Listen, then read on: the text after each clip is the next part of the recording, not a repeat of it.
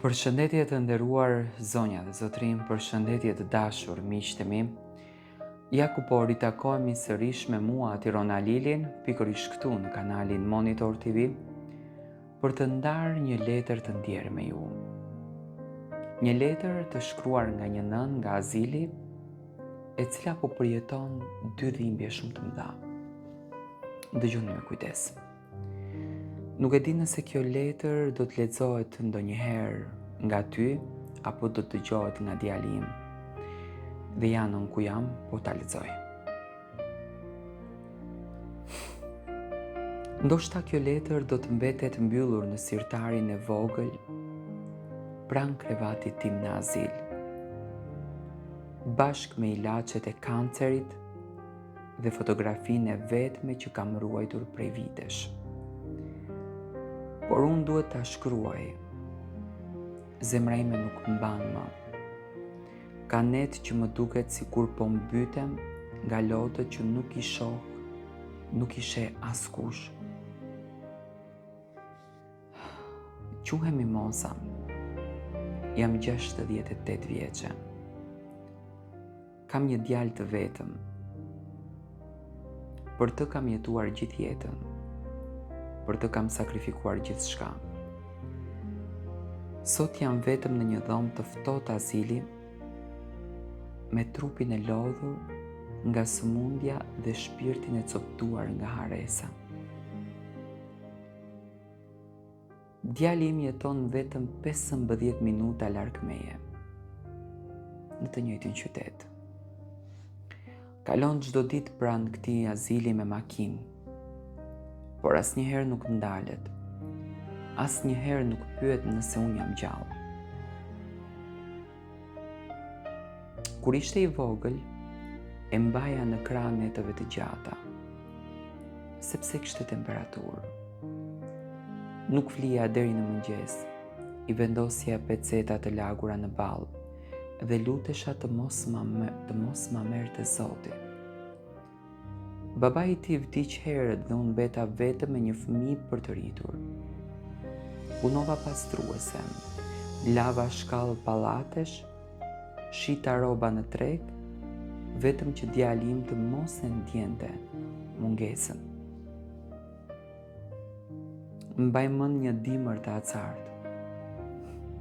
Nuk kishim dru për ngrohje. Unë flia me xhup për ati alia batanien e vetme të trash.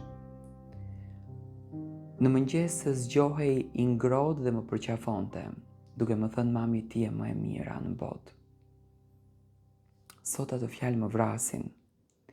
E rita me ndershmëri. Nuk lash kur të ndihej jetim, edhe pse baba nuk e kishte.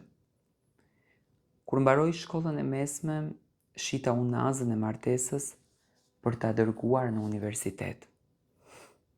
Nuk i tregova kur, vetëm qava fshehurazi atë natë, kur u ktheva në shtëpi pa kujtimin e vetëm që më kishte mbetur nga buri. Kur u martua, mendova se më në fund do të gjeja pak qetësi. Nusja në fillim më përqafonte, më thoshte: "Mami, ti do jesh gjithmonë me ne." Por ato fjalë në të vërtetë zjatën shumë pak. Dal nga dal filluan ftohtësitë. Djali ndryshoi, nuk më telefononte më. Kur shkoja në shtëpi, nusja bënte fytyra sikur po i prisja lumturinë.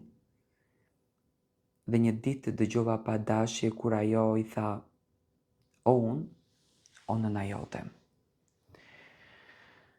Dhe ai e zgjodhi. Nuk do të haroj kur ditën kur më solli në azil. Po mbaja një çantë të vogël me rrobat e mia dhe fotografinë e djalit kur ishte fëmijë. Ai nuk më pa fare në sy. Vetëm më tha: "Këtu do të kujdesen më mirë për ty." Më mirë? A mund të kujdeset dikush më mirë se djali që e mbajtë në barkë 9 muaj? Atë ditë ndjeva sikur më varosën përse gjalli. Ditët në azil janë të gjitha njësoj. Zgjohem herët nga dhimbjet e trupit. Kanceri po më han ngadalë Doktorët më flasin me kujdes, por unë e di që e vërteta si është. Nuk kam shumë kohë. Ka gjyshe të tjera këtu, disa i vizitojnë fëmijët, dhe kur dëgjoj hapa në korridor, zemra më re fort. Çdo herë mendoj, mos erdhi që t'i alim, por hapat kalojnë. Një ditë infermierja hyri në dhomë dhe më tha, Mimos, të erdhi një pako. Duart më dridheshin. Mendova se më në fund djali ishte kujtuar për mua. E hapa me lotët në sy. Brenda kishte vetëm ilaçe të paguara anonim, as një letër dhe as një emër. Atë natë qava deri në mëngjes. Nuk dua para, nuk dua dhurata, dua vetëm ta shoh edhe një herë, dua të më thotë mami si je. Ka net kur fle me fotografinë e tij në gjoks. E shikoj fytyrën e vogël, syt plot jetë. Pyes veten ku humbi ai djalë që më kapte dorën fort, nga frika se mos më humbiste në rrugë. Tani jam unë ajo që kam humbur. Para disa javësh mora guximin dhe telefonova. Zemra po më dilte nga krahërori. Kur hapi telefonin i thash me zë të dridhur, birim, vetëm doja të dëgjoja zërin tënd. Ai heshti disa sekonda dhe pastaj më tha, jam i zënë, mami, flasim tjetër herë. Telefonata zgjati vetëm pak sekonda, por ato sekonda më prend shpirtin. Që atë ditë nuk e mora më në telefon. Nuk dua të bëhem bar. Ndoshta jam plakur, ndoshta sëmundja ime i trëmb, por a harrohet nëna kaq lehtë? Një mbrëmje rash në banjë, nuk mund të ngrihesha, qëndrova në dysheme, duke thirrur me zë të ulët, o birë. Jo infermierin, jo doktorin, por djalin tim. Sepse zemra e nënës edhe kur thyet përsëri, të shkon fëmia në mendje. Kam filluar të shkruaj amanetin tim. Nuk kam shtëpi për të lënë as para, vetëm disa rroba dhe fotografinë e tij. I thash infermierës nëse djali im vjen ndonjëherë pasi të vdes, jepja këtë letër. Dhe në atë letër kam shkruar vetëm një fjali. Nuk të kam mallkuar kurrë, vetëm të kam pritur. Njerëzit mendojnë se kanceri është dhimbja më e madhe.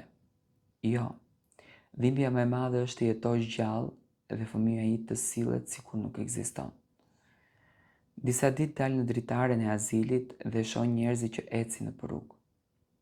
Shoh nëna që mbajnë fëmijët për dorë, shoh djem që qeshin me nënat e tyre dhe zemra më coptohet. Pyes veten, a do vi ndonjëherë? Ndoshta kur të jetë vonë, ndoshta kur krevati im të jetë bosh, ndoshta kur infermierja t'i thotë, nëna juaj ju priti çdo ditë.